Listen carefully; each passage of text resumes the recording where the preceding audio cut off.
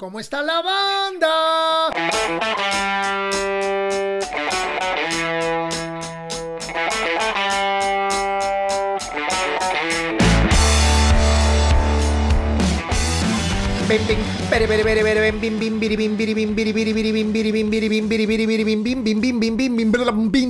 Hey, amigos, ¿cómo están? Bienvenidos a el primer podcast de octubre, hoy lunes 5 de octubre. Ya llevamos 4 meses haciendo esto. Estamos, la verdad que muy contentos, estamos recibiendo mucho apoyo por parte de todos ustedes. Y es padrísimo todo este proceso de investigar, de buscar, de pensar, de analizar, de ir contactando a las personas que vamos a entrevistar, preguntarles cuál es un disco importante en sus vidas para poder comentarlo. En fin, ya se está convirtiendo como en todo un estilo de vida la preproducción de este podcast para tratar de tener el mejor contenido y poder compartirlo con ustedes. ¿Cómo han estado? ¿Cómo va todo? ¿Cómo sigue el proceso pandémico Underground 2020? Síganme escribiendo por favor a cómo está la banda @gmail.com. Ya saben que contesto todos los correos. Síganme en Instagram @piropendaz. Suscríbanse a mi canal de YouTube. Aquí abajito nomás le hacen clic y ya se suscriben. Seguimos adelante todos los viernes con plática entre cuates. Y el próximo viernes de esta semana tenemos el primer streaming de Ritmo Peligroso en vivo. Por favor, apóyennos, no se les olvide conectarse a las 9 de la noche, hora del centro de México, eticket.mx. eticket.mx. Va a estar con nosotros de invitado nuestro querido amigo y colega, el Dr. Schenke Internacional, cantante y compositor de Panteón Rococó. Y vamos a estar el Mosi, el Lavi, el Gato, Manuel Murillo, Oscar Contreras y el Piro, juntos haciendo buena música con lo que es Ritmo Peligroso. Y tocando probablemente la música pues más representativa de la banda. Así que no se lo pierdan este próximo viernes 9 de la noche.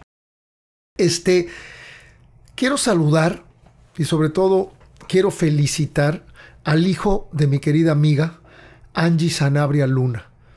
Angie me pidió de favor que lo felicitara el 5 de septiembre cuando estábamos en vivo en el Auditorio Nacional con la presentación del concierto y el preámbulo al disco de Rock en tu idioma eléctrico, donde pues ya está Sabo Romo, Arturo Ibarra y Cala de Rostros Ocultos, Los Neones, Sergio Santa Cruz y Humberto Calderón, María Barracuda y la Chiquis Amaro de Hot Dog, estuvo Leo de Lozán, se conectaron a la distancia Marciano Cantero y Andrea Echeverry de Aterciopelados, también estuvo Hugo Rodríguez, en fin, se puso muy padre el evento, ¿no? Estuvimos todos ahí y ella me pidió que felicitara a su hijo Andrick y se me olvidó.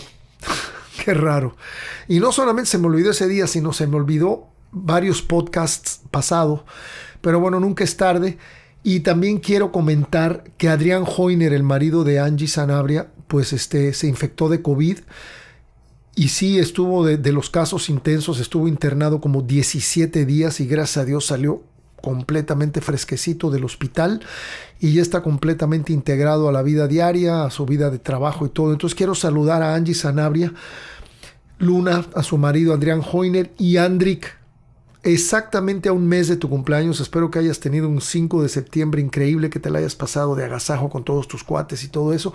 Te felicito a través de este podcast, mijo, que cumplas muchos años más y que seas muy feliz porque se ve que tienes unos padres que te quieren mucho y que son muy buena onda. Un saludo a toda la familia Joyner Sanabria Luna, con mucho cariño de Piro y de cómo está la banda. Me escribió Víctor Filio, que estuvo presente en el concierto que hablamos hace un par de podcasts atrás sobre el festival aquel de Sigitibum Alabim Bomba, Juventud, Ra, y el desastre en el que terminó allá en el Palacio de los Deportes. Y Víctor Filio nos escribió lo siguiente: Piro, yo estaba en la secundaria cuando fui al concierto del Palacio en el 83. Se puso rudo y 2 cuates que iban con nosotros se pusieron a llorar del desmadre que se veía abajo. O sea, ellos estaban en las gradas arriba del Palacio. Nosotros estábamos hasta arriba y se veía rudo todo el desmadre de abajo. Entonces, pues ahí hay un testimonio de que lo que les conté no es piña ni mucho menos, ¿no? Yo nunca les estaría cambiando la realidad, por eso siempre trato de tener muy claras mis memorias para no alterar nada de mis cuentos y que estén lo más apegado posibles a la realidad. Pero pues aquí hay un testimonio de lo que les conté, pues fue cierto y sí estuvo rudo y estuvo bien pesado. Y gracias, Víctor Filio, por haberte comunicado con nosotros y habernos dejado ese recuerdo y esa semblanza que probablemente quedó bien plasmada en tu corazón y en tu cabeza. Quiero saludar también a mi amigo Fernando Rosales, que le dicen el Fercho, que tuvo la amabilidad de escribirnos un artículo maravilloso sobre el podcast en el periódico AM de León, Guanajuato, donde también colabora mi querido amigo de la adolescencia, Toño Lascurain. La verdad que gracias por el apoyo. Es padrísimo que de pronto nos manden estos artículos porque ni siquiera los solicitamos y es por iniciativa de todos ustedes, periodistas que nos apoyan y que tienen fe en este proyecto. Y la verdad, lo que dices de nosotros y lo que dices de este podcast nos hizo sentir sumamente honrados y muy pues la verdad muy satisfechos de que sentimos que vamos por el camino correcto y tratando de dar el mejor contenido posible. Gracias, Fercho, como te dicen los cuates, ya me considero yo tu cuate, Fercho Rosales, y estaremos pendientes para más adelante hacer un resumen del Toys in the Attic de Aerosmith, que es tu banda favorita de rock. Entonces, saludo de nuevo a Angie Sanabria, Luna, Adrián Joyner y su hijo Andrick, felicidades, Víctor Filio y Fernando Fercho Rosales del periódico AM de León, Guanajuato. Amigos, como saben, en la mayoría de los podcasts me leo uno de mis poemas o uno de mis pensamientos. A veces cuando tengo invitados, para tratar de dedicarle más tiempo al invitado, pues los omito. Pero hoy sí les traigo una muy buena letra, bastante intensa, bastante fuerte. Porque hoy estoy yo solo en este podcast y vamos a platicar de varias cosas. Traigo unas muy buenas historias y traigo un vinilo para el vinilo de los lunes bastante interesante. Este poema se llama Torbellino y va así. Este torbellino me revolcó, este torbellino me dio mucho dolor. Soy un torbellino perdido entre sentimientos y emociones, donde todas mis ilusiones las maté por mis reacciones, donde todo lo que busco no lo puedo conseguir, donde por más que triunfo sigo siendo un infeliz. Un torbellino asesino, maníaco y adolorido, que llega sin avisar y controla mi pensar. Un torbellino agresivo que me golpea y zarandea, que me arrastra y me sacude mientras todo se diluye. No lo puedo controlar, no lo puedo soportar. Este torbellino humano que me tiene destrozado. Me ha medio asesinado. En el piso estoy tirado. No puedo ni respirar. No me puedo levantar. Yo soy ese torbellino. Yo soy mi peor enemigo. Torbellino, torbellino, no seas tan malo conmigo. Torbellino, mi enemigo, sírveme otra copa más de vino. Y ahora nos vamos a unas recomendaciones.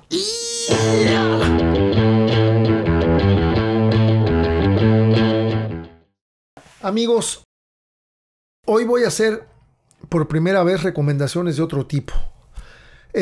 Tengo un muy querido amigo de muchos años que nos conocimos en México, yo creo que hace más de 25 años. Él se llama Julio Muñiz. Fue de los creadores de MTV Latino. Pero hoy en día tiene un podcast muy interesante que se llama Inconfundiblemente Latino. Es un podcast encauzado un poco más al área empresarial, donde entrevista a muchos emprendedores, gente que ha puesto sus propios negocios y que tienen visiones creativas sobre lo que es el trabajo y fundar compañías hoy en día. Y es un podcast muy interesante. Lo pueden escuchar ahí en Apple y también en Spotify. Inconfundiblemente Latino. Todas las semanas hay una entrevista con algún personaje importante de alguna empresa o que creó su propia empresa X. Y Julio me dijo el otro día, Piro, sería padrísimo que tú cada vez que vas a México, mano, me platicas de unos restaurantes donde comiste y unos platillos que comiste. Sería padrísimo que recomendaras eso y que también de vez en cuando platicaras de las camisetas que te pones. Y es cierto, porque muchos de ustedes me escriben y me dicen que les gustó mucho la camiseta que traía en ese podcast o X. Y pues bueno, le quiero dar las gracias a Julio Muñiz por haberme como sembrado esta semilla que ya germinó. Y hoy les quiero recomendar una de mis cantinas favoritas en la Ciudad de México que se llama La Número 1. Muchas veces cuando viajamos a la Ciudad de México nos quedamos en un hotelito que está por ahí por Álvaro Obregón, que se llama el Hotel Estanza, donde nos tratan re bien. O sea, la verdad que todo el personal tienen un trato al cliente increíble. Y también enfrente está otro que es de Hilton, que ahorita se me olvidó el nombre. Pero bueno, son los dos hoteles donde más nos quedamos, pero nos quedamos todavía más en el Estanza. Y te vas caminando por todo Álvaro Obregón, llegas a Cuauhtémoc, haces una derecha y en la esquina de Cuauhtémoc con Doctor Erazo está La Número 1. Que amigos, si se quieren comer un buen lechón, yo creo que el mejor lechón de la Ciudad de México está en el Casino Español en Isabel la Católica y en este lugar la número 1. Es de mis platillos favoritos, el lechón de la número 1. También tienen un cabrito excelente y tienen unos escamoles, que son huevos de hormiga, y gusanos de maguey con guacamole, que son una delicia. Así que ya saben, ahí ya les estoy dando un buen aperitivo, que pueden ser los escamoles con los gusanos de maguey, y luego le entran rico al cabrito o al lechón, según lo que les apetezca, y tienen una tremenda barra, o sea que te puedes tomar cualquier trago a cualquier hora del día y ahí te lo van a preparar y te lo van a poder servir como a ti te gusta. Así que la número 1 se la recomiendo. Respecto a esta camiseta, también les voy a comentar que esta camiseta la vi en la primera gira que hizo Dweezil Zappa, el hijo de Frank Zappa, en honor a su padre, como por ahí del 2009. Hizo un scouting y se rodeó de músicos muy jóvenes, multiinstrumentistas, y además invitó a Steve Vai, que fue alumno tocó con Zappa, así que fue alumno de Zappa, a Terry Bozzio, en una batería impresionante que parecía una araña de tantos platillos y tantos tambores que tenía, y venían Apollyon Murphy Brock, el cantante original del papá, en la década de los 70. Fue un concierto increíble que duró casi 3 horas, pero cuando se echaron algunas rolas memorables como Zombie Woo, donde estaba Terry Bozzio en la batería y Steve Vai en la lira, yo creo que es de los mejores conciertos que he visto en mi vida, y esa camiseta me la compré ahí. Se llama Zappa Plays Zappa, o sea, el hijo tocando la música del padre. Y pues traía la lira original de Frank, la SG de Gibson, la color vino con la placa negra. La traía su hijo Dweezil y fue un concierto memorable que atesoro. Entonces, pues les platico un poquito de esta camiseta y les recomiendo la cantina, la número 1 en la Ciudad de México. Gracias, Julio, por haber sembrado esto aquí en el podcast y ya le estamos dando vida. Nos vamos a ir a una cápsula con otro ritmo, mucho más relajadita, pero véanla porque está muy interesante, con nuestro querido Alfredo Padilla desde San Luis Potosí, y nos platica de la banda punk española, punk española, Escorbuto. Aquí les va. Vámonos, Alfredo. Hola, mi nombre es Alfredo Padilla, soy narrador y periodista freelance, y para esta emisión del podcast ¿Cómo está la banda?, quiero presentarles una cápsula que escribí acerca de la banda española de punk, Escorbuto. Espero sea de su agrado. Nuestras vidas se consumían en el túnel del tiempo como algo insignificante frente a los miles de años de la historia de la humanidad. Puede que así de baladí sea para la historia del rock la huella de Escorbuto. Pero nada ni nadie podrá borrar de la mente de unos cuantos de nosotros el recuerdo de que nos sentimos conmovidos por su música y su envolvente. Escribe Josu Expósito, líder de la banda, en el libro Escorbuto, Historia Triste, ensayo biográfico y testimonio histórico de la vida salvaje de los años 80 en España. Una completa biografía del grupo que reúne algunas memorias de este personaje, rescatadas por el periodista y escritor Diego Cerdán Galera. Escorbuto surge en Santurce, oficialmente en el verano de 1982. El nombre es sugerido por el también periodista y vocalista de la banda Zarama, Roberto Mosso, quien fuera testigo del origen de la agrupación. El mote refiere a la carencia grave de vitamina C en el organismo. Los bautizó de esta manera por el aspecto demacrado, famélico y deprimente que tenían los tres: Josu Expósito, Juanma Suárez y Paco Galán. El espíritu de la banda era la individualidad, la capacidad para cuestionar y rechazar lo que te han dicho que pienses. No fueron unos músicos virtuosos, pero eran honestos, nada influenciados. Sus conciertos eran precarios, colmados de errores y nostalgias. Imperaba la soledad y el olvido de memorias y letras. Todo sobre acordes desafinados y alaridos de rabia. Los desatinos de la banda cruzaron mares y, como el río que brota para dar de beber, pronto correría por todos los rincones del País Vasco, fluyendo a contracorriente hasta llegar a América Latina, donde encontraría a la piratería. ya que su trabajo estaba en manos de discográficas muy independientes que apenas y podían salir de la aldea. Los cassettes y discos bootlegs superaron a los tirajes de los sellos oficiales de España. Así, el déficit de vitamina C imperó en Estados Unidos, en ciudades como California y Arizona y países como Argentina, Chile, Colombia, Panamá, Costa Rica y Venezuela, pero sobre todo en México, donde llegaron a tener auténticas hordas de seguidores. Escorbuto grabó 8 discos, jodiéndolo todo en 1983, un álbum sin sello. Esquizofrenia en 1984 en Producciones Twins, que cuenta con 23 versiones distintas del LP. Antitodo de 1985 en Discos Suicidas con 17 versiones. Impuesto Revolucionario en 1986 en Dro con 5 versiones. Los Demenciales Chicos Acelerados en 1987. Bajo Discos Suicidas con 15 versiones. Las Más Macabras de las Vidas en 1988 por Buto Escor con 9 versiones. Y por último, Demasiados Enemigos en 1991 bajo el sello Guijuca con 7 versiones distintas que ustedes podrán encontrar de manera muy factible en Discogs si lo que quieren es comprarlos o registrar los que ya tienen en su colección. Alcanzar la independencia, la última independencia del continente, fue para Escorbuto más que una forma ideal de expresar su destino ideológico. A este fin, la banda sacrificó todo y se sometieron a un proceso de excesos.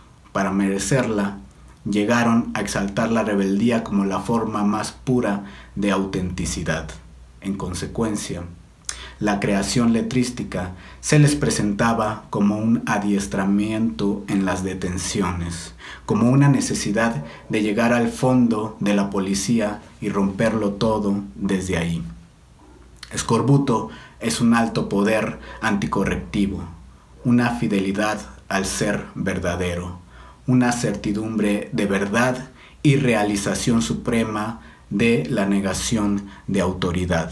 Como dice la canción, mucha policía, poca diversión. Reverencias y abrazos a todos los peligrosos y escorbutines del planeta. Salud, aire y slam. Chao. Gracias, Alfredo. Pues una capsulita más y como ya saben lo vamos a tener de vez en cuando aquí con nosotros. Anda preparando ahí siempre cápsulas muy interesantes. Ahora decidió traernos algo de España porque nos había estado platicando mucho de rock argentino. Pero bueno, es válido, ¿no? Y al rato también te puedes aventar si quieres una cápsula de alguna banda punk mexicana, Masacre 68, Bandera Atómica, alguna de esas. Porque cabe comentar que a Alfredo le encanta el punk, le encanta. Y le encanta la onda del underground y de las cloacas y todo lo que es así más oscuro y poco comercial. Le causa mucha pasión a nuestro querido Alfredo Padilla. Un saludo hasta San Luis Potosí, mi carnal. Y por último les quiero recomendar un documental que acabo de ver, que ya le traía yo ganas. Lo vi en Netflix. Es el último documental de Miles Davis, que se llama Miles Davis, The Birth of Cool. Miles Davis, el nacimiento del cool. Y se dice cool porque él fue el creador del movimiento del cool jazz, que era un jazz sumamente relajado, donde Miles tocaba pues, notas largas de pronto en la trompeta, con un contrabajo, un pianista y un baterista. En el caso del quinteto a veces traía un saxofonista también acompañando, lo que trajo gente como Wayne Shorter o el mismo John Coltrane. O sea, el nivel musical de Miles Davis es palabras mayores, ¿no? Pero este documental me gustó mucho porque captura todas sus épocas desde que comenzó. Está dirigido por Stanley Nelson y fue estrenado el año pasado en enero si no me equivoco, en enero o febrero de 2019 en el Festival de Sundance, que se hace ahí en las montañas rocallosas muy cerquita de la ciudad de Denver. Está todo basado en su autobiografía y participan pues cantidad de amigos personales de él, varias de sus esposas y grandes músicos como Quincy Jones, Carlos Santana, Wayne Shorter, el saxofonista de Weather Report, Ron Carter, que fue bajista del quinteto de Miles Davis, la actriz francesa Juliette Gréco, con la que tuvo un gran romance cuando fue por primera vez a París, y obviamente de una generación mucho más joven que la de él, Marcus Miller, que fue su bajista en toda la época de Mandala, de Tutu y de todos esos discos más novedosos y más de vanguardia. Hubo una vez que él tuvo una operación de nódulos y por eso al final hablaba así, hablaba casi sin voz. Y entonces le pidió el doctor que dejara de hablar durante 20 días aproximadamente, y pues parece que Miles se cuidó como una semana, 10 días, y luego empezó pues ya en la noche a fumar y a platicar, y se hizo un daño irreversible y se quedó así. Y parece que la primera noche que debutó, pues de pronto empezó a hablar así, y la gente pues empezó a reír de él. Y él se sacó de onda y ni se despidió y se fue con toda la banda del escenario y ya no regresaron. A mí también me parece una falta de respeto que se hayan empezado a reír de su voz, ¿no? Y se quedó ronco de por vida a raíz de eso. También hay una anécdota increíble sobre una película muy importante de Louis Malle, el director francés, cuando él era muy joven. Una película que se llama Ascensor al Patíbulo de 1958 con la actriz Jeanne Moreau. Y Miles Davis hizo la música, pero no escribió ningún score. Agarró a su grupo y se pusieron a tocar completamente improvisando sobre la película completa. Yo nunca había escuchado eso. Yo incluso que he tenido la experiencia de hacer música para películas, casi siempre escribes y te basas en algo y ya después de pronto estás haciendo música contra imagen. Pues en este caso Miles improvisó absolutamente todo contra imagen. Otro pasaje que sale en este documental que me pareció increíble. También abarca toda su etapa. El quinteto de Miles Davis fue un quinteto de virtuosos. No me acuerdo del nombre del baterista, pero sé que el pianista era Herbie Hancock, el bajista era Ron Carter y el saxofón que estaba atrás de Miles era pues nada más y nada menos que John Coltrane, y estaba Miles en la trompeta. Y cuando empezó toda la revolución musical de finales de los 60 y empezó la invasión británica y empezaron pues ya el movimiento hippie, empezaron las bandas de funk a hacer su historia como Sly and the Family Stone, toda la música que se presentó en Woodstock, pues para Miles Davis no pasó desapercibido. Al revés, Miles dijo, tengo que crecer y me tengo que mover. Que esa es una cosa que yo respeto mucho y ustedes ya saben que mi filosofía es que la fusión refresca la música, porque si no la música se queda muy lineal. Y en este caso, cuando hay fusión, la música se refresca. Y pues Miles Davis, a raíz de toda esta influencia que recibió a finales de los 60, creó uno de los discos de fusión más importantes dentro del jazz que se llama Bitches Brew. Es un disco histórico que dejó boquiabiertos a todas las personas de esa época. Yo lo escuché como a mediados de los 70, lo escuché pues, algunos años después de que salió, y también después sacó On the Corner, que se caracteriza por la fusión de la música funk con el jazz. O sea, Miles Davis fue un visionario, nunca se quedó estancado, supo cómo evolucionar a través de los tiempos, incluso se dejó el pelo largo, se empezó a poner lentes oscuros, se empezó a poner otro tipo de ropa, fue evolucionando tanto en su imagen como en su música para tratar de gustarle a las diferentes generaciones, ¿no? Se reinventó una y otra vez y escribió en su autobiografía: vivir es una aventura y un desafío. No se trata de quedarse quieto y estar a salvo. Siempre he sido como soy y he sido así toda mi vida. Si alguien quiere seguir creando, tiene que estar cambiando. Completamente de acuerdo. Así que ya saben, amigos, las recomendaciones del día de hoy fueron La Cantina, la número 1, ahí en Doctor Erazo, y ¿será Doctor Erasmo o Doctor Erazo? Ya me quedó la duda. Bueno, ahí le buscan. Esquina con el eje Cuauhtémoc, ahí a media cuadra de Álvaro Obregón, donde se junta Álvaro Obregón con el eje Cuauhtémoc. Gracias a Alfredo Padilla por su cápsula de la banda española de punk clásico Escorbuto, y el documental de Miles Davis, Birth of Cool, del 2019, El nacimiento del cool. Y como todos los lunes, nos vamos a una de las historias del Piro. Ahorita regresamos. La historia del lunes. Y...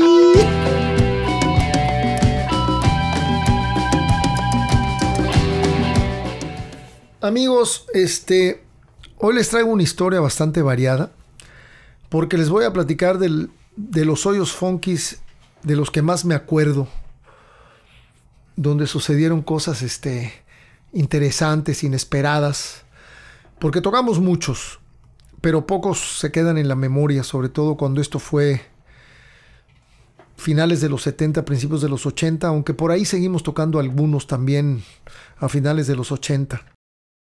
El hoyo funky se caracterizó por ser el lugar donde después de Avándaro el rock mexicano se fue a refugiar. Era el único lugar donde podíamos expresarnos y las bandas anteriores a nosotros se podían expresar como Nahuatl, como Three Souls in My Mind, como Enigma, como Carlos Mata y Nuevo México, porque no había dónde tocar. Entonces eran en estos hoyos funky los lugares donde se abrían las puertas para que los creadores del rock mexicano de aquella época se pudieran ir a expresar, ¿no? También cabe mencionar a Paco Grexo y la Tlatelolco Rock Symphony, que eran clásicos allí en el hoyo de Tlatelolco.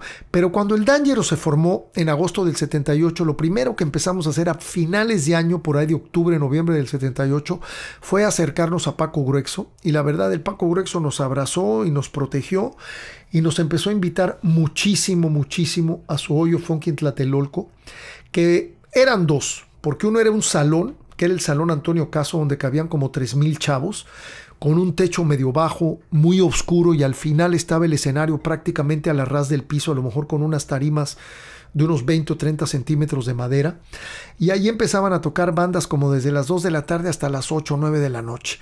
Era un maratón constante. Ahí también conocí al Gato, nuestro actual baterista, que es como un hermano mío también, el famoso Jorge Arce, el Gato Arce.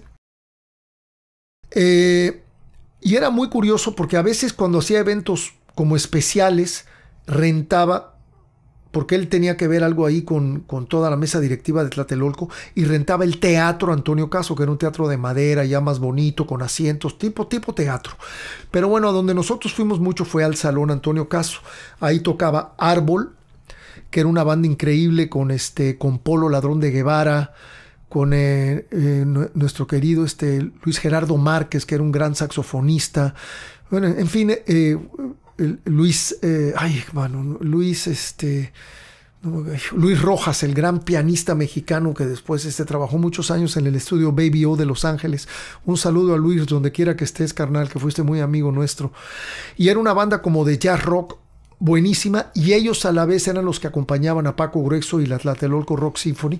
Y pues bueno, en el hoyo de Tlatelolco fue donde nosotros empezamos como a hacer nuestros primeros pininos, nuestros primeros conciertos en vivo, y donde empezamos como a empezar a tener un poquito de seguridad para poder empezarnos a parar en otros escenarios, ¿no?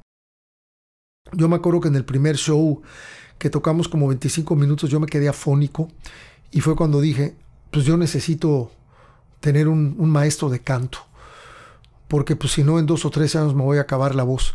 Y fue gracias a ese show, primero en Tlatelolco, que empecé a buscar maestros de canto, y terminé con Lulú Quintero, que ya muchos de ustedes saben que mis compañeras de canto eran Aida Cuevas y Yuri, y a mí luego me daba hasta pena pasar al piano, porque con esos vozarrones yo decía, no hombre, no manches.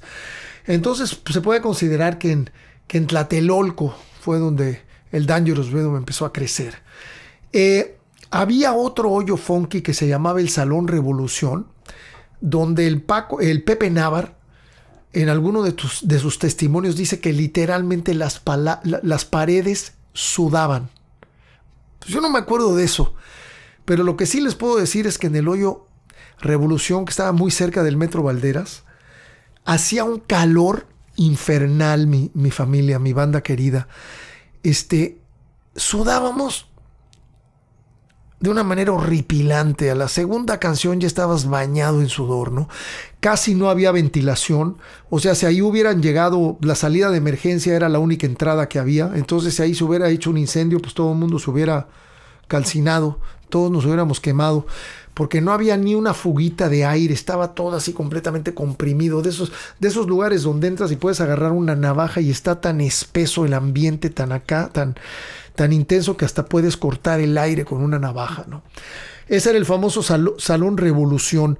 Y también hacían eventos en el estacionamiento. Cuando habían eventos más grandes, hacían eventos en el estacionamiento, que por cierto, yo me acuerdo una vez ahí ya cuando habíamos sacado el disco de Déjala Tranquila y Contaminado, y el ritmo ya estaba más metido en el rock latino, el Lora nos invitó Alejandro Lora y Chela nos hablaron para la presentación del disco de María Sabina del Tri, y fuimos Ritmo Peligroso, la banda Next, la banda Bostic, Transmetal y el Tri a acompañar a Alejandro Lora y compañía a presentar el disco de María Sabina.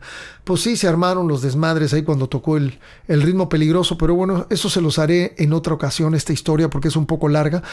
Pero bueno, nada nuevo, nada diferente. Yo me encabroné y nos bajamos del escenario y bueno, se armaron ahí los panchos. Pero fue una experiencia que tuvimos ahí en el estacionamiento del Salón Revolución, porque como les digo, cuando eran conciertos más chiquitos los hacíamos en este salón donde cabían yo creo que unos 500, 800 chavos, pero se llenaban, ¿no? Y se quedaba mucha banda afuera en el estacionamiento, pero pagaban su boleto y estaban como escuchando desde allá afuera. Pero cuando se hacían en el estacionamiento, pues sí eran más grandes y bajaban 3,000, 4,000 chavos al hoyo de Revolución. Otro lugar increíble, que era impresionante, era el gimnasio de la Nueva Atzacoalco. Era un gimnasio con una cancha de básquetbol y con unas gradas, donde ahí sí cabían aproximadamente 5,000 punks. Y recuerdo en particular un festival que se hizo, yo calculo que se debe de haber hecho por ahí en 1982-83, y la seguridad estaba borracha.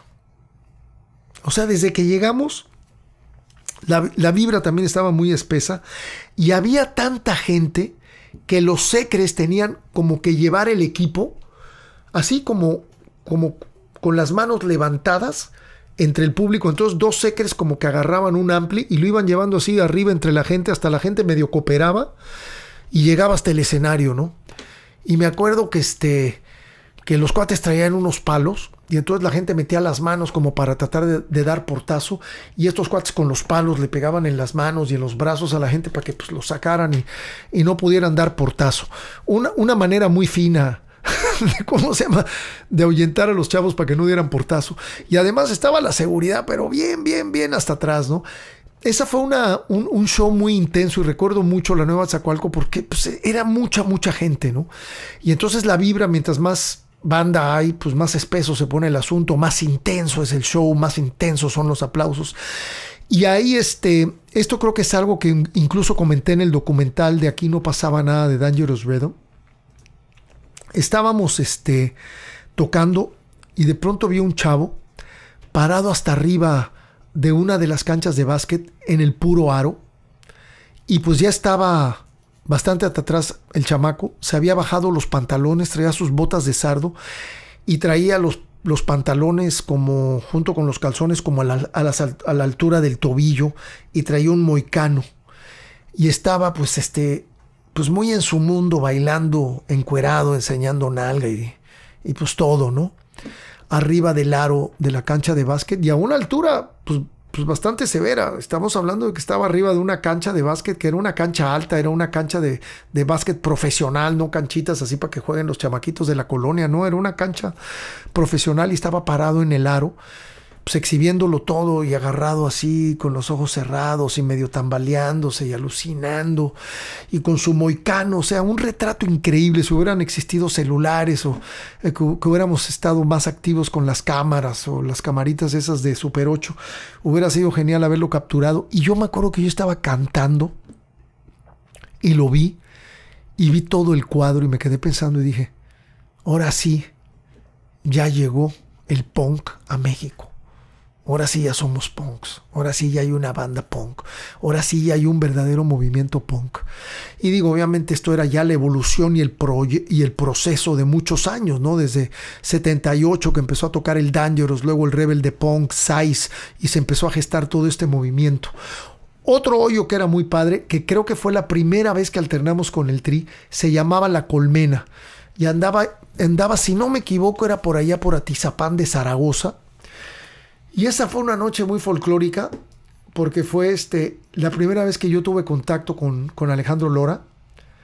Y era la época en que estaban de trío, que fue como los conocí, como alterné con ellos muchos años, cuando estaba Sergio Mancera en la guitarra, el Cóndor, y estaba Charlie Habogel en la batería.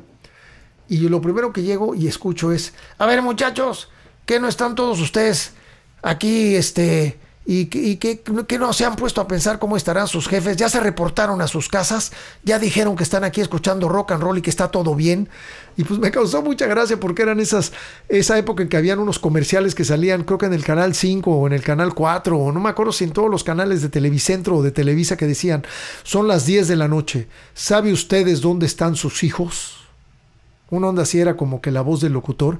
Y Lora estaba hablando de eso. Ya saben dónde están ustedes, sus padres ya saben que están aquí escuchando rock and roll. Y eso me causó mucha gracia. Pues esa noche que tocamos en la Colmena, veníamos de una fiesta familiar de mi jefe, que había cumplido 70 años. Y todos los Dangerous, el Rip, el Johnny, Marcelo y yo, pues se nos habían pasado las copas, pero pues ya entre el trayecto al lugar y ya que te calmas y empiezas a tomar agua, como que ya estábamos bastante listos para empezar a tocar.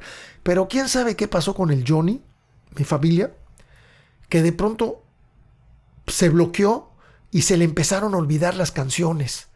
Y entonces de pronto empezábamos una rola y electroshock y pum, pum, pum, bien. Y de pronto el Johnny dejaba de tocar y no se acordaba y nos volteaba a ver con una mirada de angustia. Y Marcelo y yo seguíamos tocando y el Rip seguía tocando. Y él de pronto se acordaba y volvía a entrar. Y de pronto se le olvidaba. Y así pasó como con 5 o 6 canciones. Me acuerdo que estábamos tocando una rola que se llamaba Wicked. Wicked podría ser como malévolo, una cosa así. Y de pronto también se le olvidó. Esa canción nunca la grabamos, quedó en maquetas y nunca encontramos las maquetas, nunca la pudimos sacar. Wicked era una rola muy buena, a mí me gustaba muchísimo, porque partíamos el ritmo a la mitad y veníamos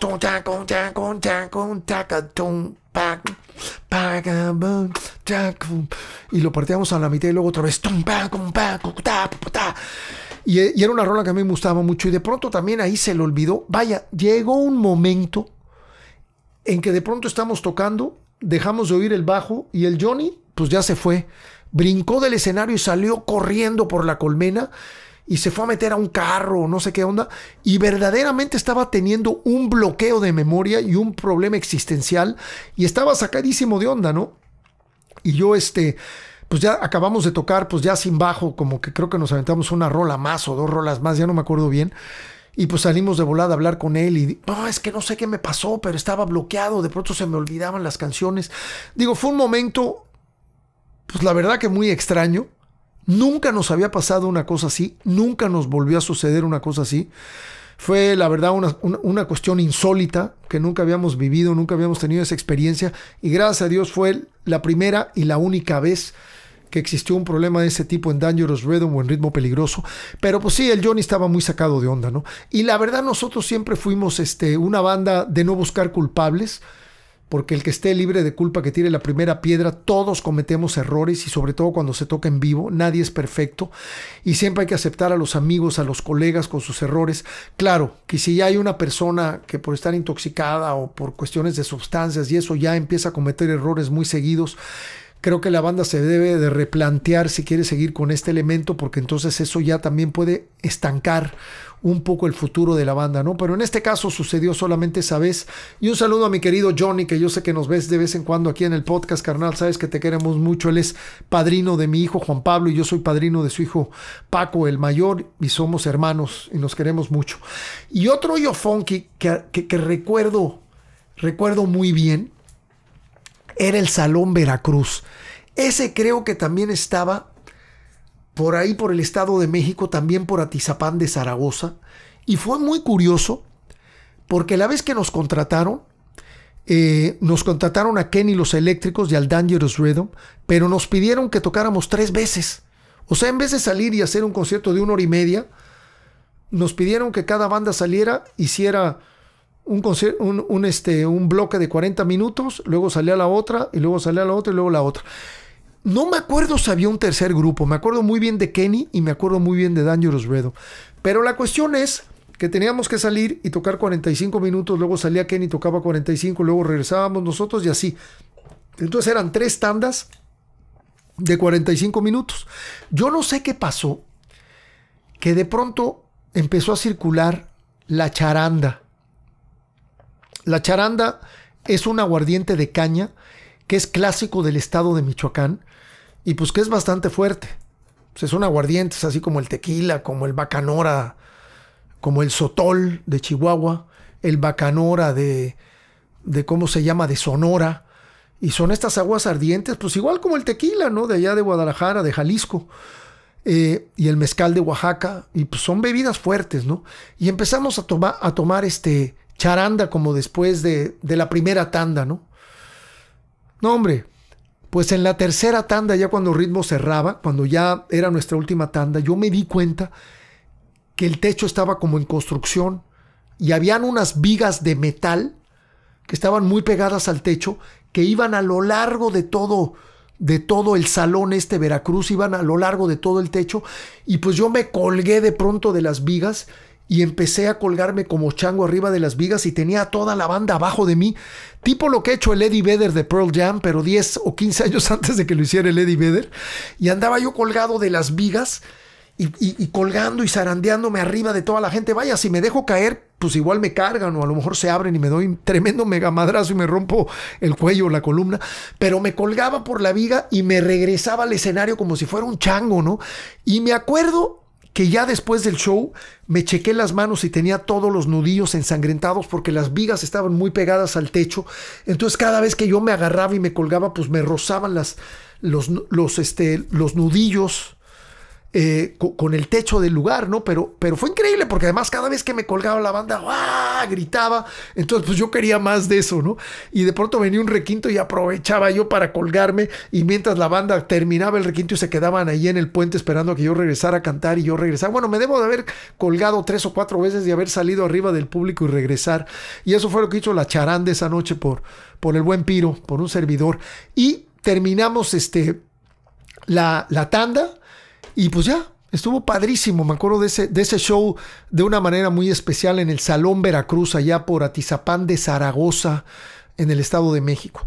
Y otra que me acuerdo también muy bien fue en un hoyo funky por allá como por San Ángel. No sé si es esa zona, ¿cómo se llama esa zona de San Ángel? Que está bien en el sur. Es Tizapán, no Atizapán, será Tizapán, si no me equivoco. Y era un hoyo funky donde estábamos alternando con varias bandas. Era una posada, nunca se me olvida. Y estaba Bandera Atómica, no me acuerdo quién más estaba. Pero de pronto estábamos tocando y me aventaron una paloma de 5 varos.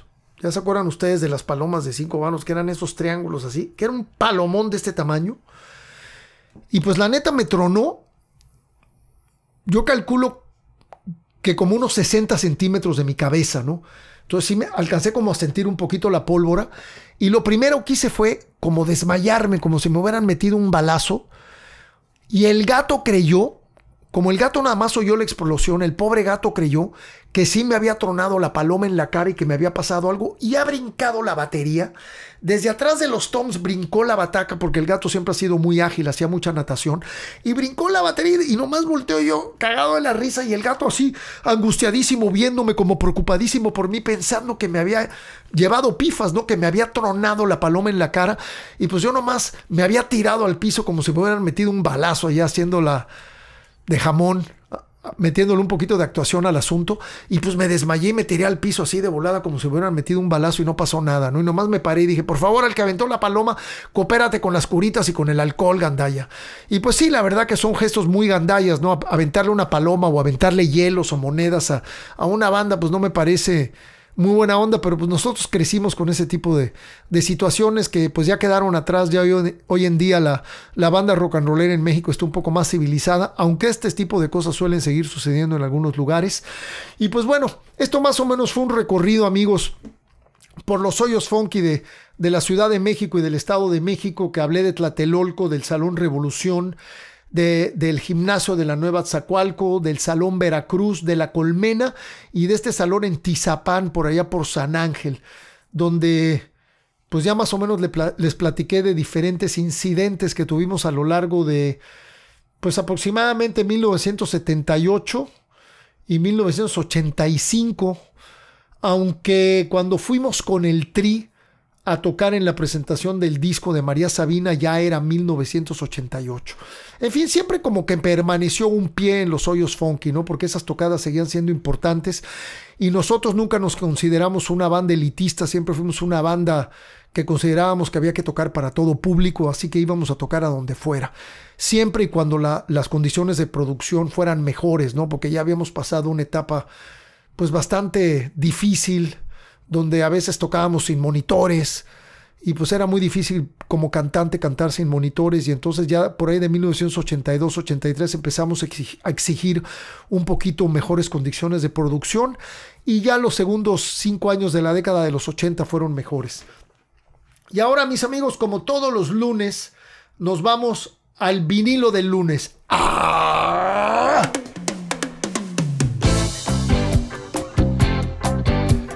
Amigos, hoy les traigo un disco de un artista que admiro mucho, que lo sigo desde que yo era adolescente, y este es un disco que lleva muchos años acompañándome y se llama Transformer. Es el segundo disco de Lou Reed.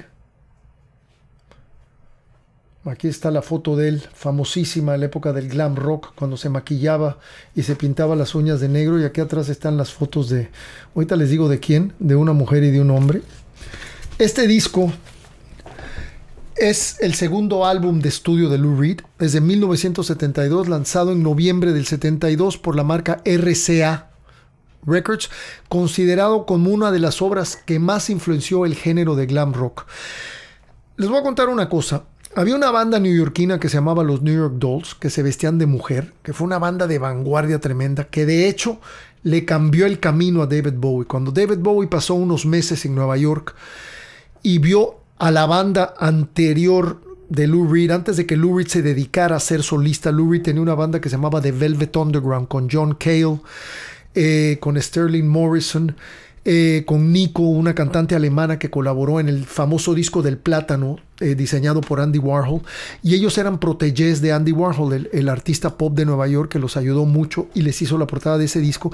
Y entonces Bowie fue un verano a Nueva York y vio a los New York Dolls y vio a Velvet Underground, y todo eso le cambió mucho su percepción de la música y de su vestimenta y de cómo él quería lucir, porque Bowie era muy folky. Déjenme decirles que Bowie era muy folky, de guitarra acústica y eso.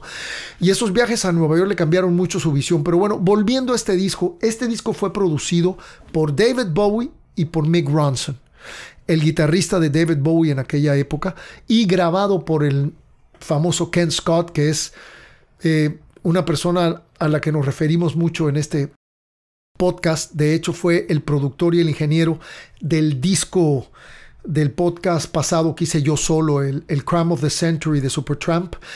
En fin, este disco de Transformer, imagínense el trío de David Bowie y Mick Ronson produciendo y Ken Scott grabando. Tremendo trío, fantástico, ahí produciendo y grabando. Son 11 canciones. El lado 1 incluye Vicious, que es una de las rolas más famosas de Lou Reed. El pecho de Andy's Chest, en honor a Andy Warhol. Perfect Day, que es una canción también muy conocida, incluida en el soundtrack de Trainspotting. Hanging Round, y probablemente la canción más representativa y la que tuvo mayor éxito comercial de Lou Reed, que se llama Walk on the Wild Side. Date un paso al lado salvaje. El lado 2 trae Makeup, trae Satélite del Amor, Satellite of Love, otra canción preciosa. Wagon Wheel, New York Telephone Conversation, conversación de teléfono neoyorquina, I'm So Free y Good Night Ladies. Buenas noches, señoras. Buenas noches, damas. Good night, ladies. Les quiero comentar que yo tenía un amigo mío allá en San Diego y en Tijuana que se llama Elías Campos, le decíamos el Yuma, y cuando él hacía una fiesta en su casa, decía que siempre ponía Good Night Ladies para que la gente se diera cuenta que ya era hora de irse a la casa.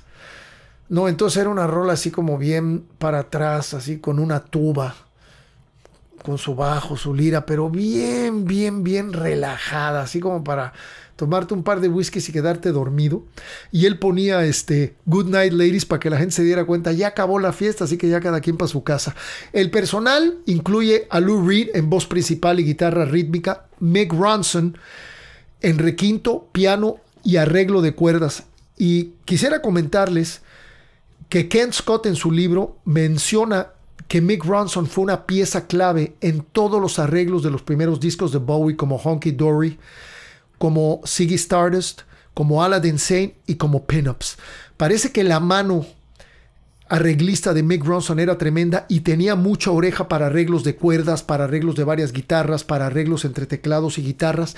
Y aquí en este disco de Transformer de Lou Reed, parece que hizo un papel increíble con arreglos de cuerdas.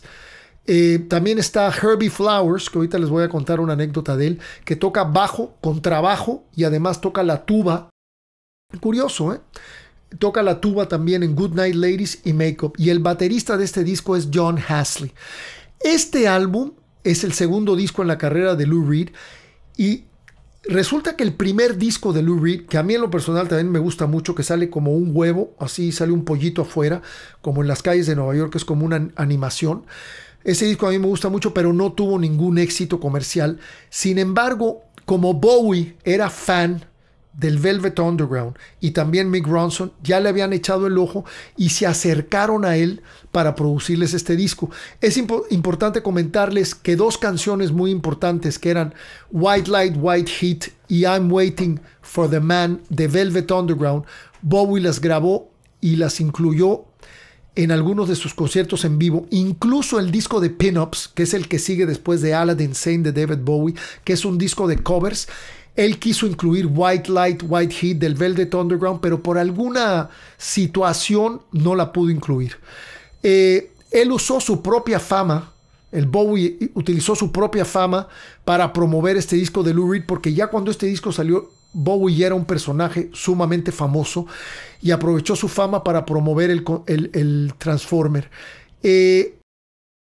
Andy's Chest fue grabada por primera vez por el Velvet Underground. De estas 11 canciones, Lou Reed compuso 7 canciones nuevas y habían 4 canciones que había tocado ya con el Velvet Underground, como Andy's Chest, que fue grabada por primera vez en 1969, Satellite of Love, que también hizo un demo en 1970, y New York Telephone Conversation y Good Night Ladies, que se tocaron en vivo durante la residencia del Velvet Underground en aquella famosa semana que se aventó en el Max's Kansas City en el verano de 1970. Pero pues la mayoría eran rolas nuevas, ¿no? De las 11 canciones, 4 ya las había más o menos grabado, las había planchado con el Velvet Underground y 7 fueron nuevas para este disco. Mick Ronson, que como les había comentado era el guitarrista de los Spiders from Mars de David Bowie, jugó un papel muy importante en la grabación de este disco, que fue grabado en los estudios Trident, donde pues era el ingeniero de base de ese lugar era Ken Scott, y lo grabaron ahí en los estudios Trident, y tuvo un papel muy importante, pues tocó piano, hizo coros, tocó guitarras y todo eso, y además los arreglos de cuerdas fueron muy importantes, donde Lou Reed quedó muy satisfecho con los arreglos de cuerdas de Perfect Day, que es una balada muy bonita y que, como les comenté hace rato, forma parte del soundtrack de la película Trainspotting. Entonces chéquenla, si pueden, chéquense Un Día Perfecto, Perfect Day, para que escuchen con calma los arreglos de cuerdas de Mick Ronson, donde precisamente bajaron mucho la voz de Lou Reed, lo hicieron cantar en un tono más grave, un poco más íntimo, más personal, para que las cuerdas tuvieran ese primer nivel que le estaban buscando, ¿no? La canción The Walk on the Wild Side se convirtió en el éxito internacional más grande de Lou Reed, a pesar de su controvertido tema, porque pues, es una canción que habla sobre la orientación sexual, la identidad de género, prostitución y el uso de drogas en 1972, entonces fue muy revolucionaria y pues hizo que se prohibiera en muchos países. Sin embargo, fue un éxito mundial y hasta la fecha sigue siendo la canción con la que todo el mundo identifica a Lou Reed. Y les voy a contar una cosa, Herbie Flowers, el bajista, resulta que tocó el contrabajo en Walk on the Wild Side, y entonces lo tocó con contrabajo, que pues es un sonido de bajo muy profundo, muy grave, y después lo dobló como 2 o 3 octavas arriba con un jazz bass eléctrico de Fender. Si ustedes se sientan y escuchan con calma Take a Walk on the Wild Side, se van a dar cuenta de la profundidad que tiene el bajo, y es por eso, porque grabó una toma con el contrabajo y después grabó otra toma con un bajo eléctrico, el jazz bass de Fender, pero como 2 o 3 octavas arriba. Entonces el cuerpo que le dio a la canción es espectacular. A mí me fascina Take a Walk on the Wild Side. Es una gran canción. Les repito que es la rola con la que todo mundo identifica a Lou Reed, y un tema muy controversial que fue prohibido en varios países. El arte corrió a cargo, la fotografía, corrió a cargo de Mick Rock, que es importante comentar que Mick Rock pues fue el fotógrafo de David Bowie durante años. Tiene un libro dedicado a la fotografía de este músico de Pink Floyd que se alejó de la música y se retiró hace muchos años, Syd Barrett. O sea, yo creo que Mick Rock ha cubierto fotografías de Snoopy Dogg, The Killers, Iggy Pop, hizo la portada de Coney Island de Lou Reed.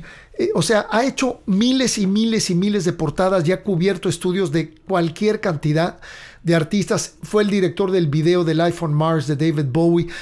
También ha hecho libros sobre David Bowie. En fin, es un fotógrafo con una gran carrera. Y resulta que esta foto sin querer la sobreexpuso y a él le gustó muchísimo, y por eso es una foto así como interesante y bastante diferente, ¿no? Las 2 fotos de atrás de este cuate, que supuestamente dicen que se metió una zanahoria. Y esta chava que decían que era Rachel, que era un transvesti, pero no, es una mujer. Esas fotos son de Carl Stoker, que también fue el fotógrafo de los 3 primeros discos de Roxy Music. En fin, la portada es de Mick Rock y las 2 fotos de atrás de Carl Stoker. Y es un disco que se lo recomiendo. Abran sus orejas. Creo que esta etapa de Lou Reed es muy buena. Después viene el Rock and Roll Animal, que es un disco en vivo con unas canciones del Velvet Underground bien potentes y un par de rolas también de este disco en vivo. El Rock and Roll Animal es increíble. Después también viene Coney Island Baby, viene Sally Can Dance. A mí esta etapa de Lou Reed de principios de los 70 me gusta muchísimo. Así que ya saben, amigos, y les recomiendo mucho este disco de 1972, el segundo disco de estudio del señor Lou Reed, que lo inmortalizó. Y pues como siempre ya saben, síganme escribiendo por favor a cómo está la banda @gmail.com. Seguimos en contacto por Facebook y por Twitter, y también por mi Instagram, que aquí abajo podrán ver todas mis redes sociales. También aquí abajito se pueden suscribir a la página, no nada más hacen clic y se suscriben a mi página de YouTube. Gracias por el apoyo, corran la voz, por favor, necesitamos que nos apoyen, queremos seguir adelante con este podcast. Recuerden que todos los viernes la plática entre cuates, y este próximo viernes 9 de octubre es el live stream de Ritmo Peligroso a las 9 de la noche, viernes 9 de octubre a las 9 de la noche, por acá por eticket.mx, ¿ok? Aquí, por eTicket. Me despido con este pedacito. Como siempre, ya saben que me gusta tocar la lira. Y me voy a despedir con un pedacito de una rola mía que me la han pedido, de mi disco de solista. Esto se llama Conquistador. He explorado tu campo cultural. He penetrado en tu campo emocional. Te he seguido en secreto hasta el final. Te he buscado en las noches al soñar para cada vez acercarme más a ti. Para solo conquistarte más así. Porque soy tu conquistador, similar a Cristóbal Colón. Solo que él buscaba tierra y yo ando en busca de tu amor. Solo que él buscaba tierra y yo tu amor. Ay, ay, ay. Él buscaba tierra y yo tu amor.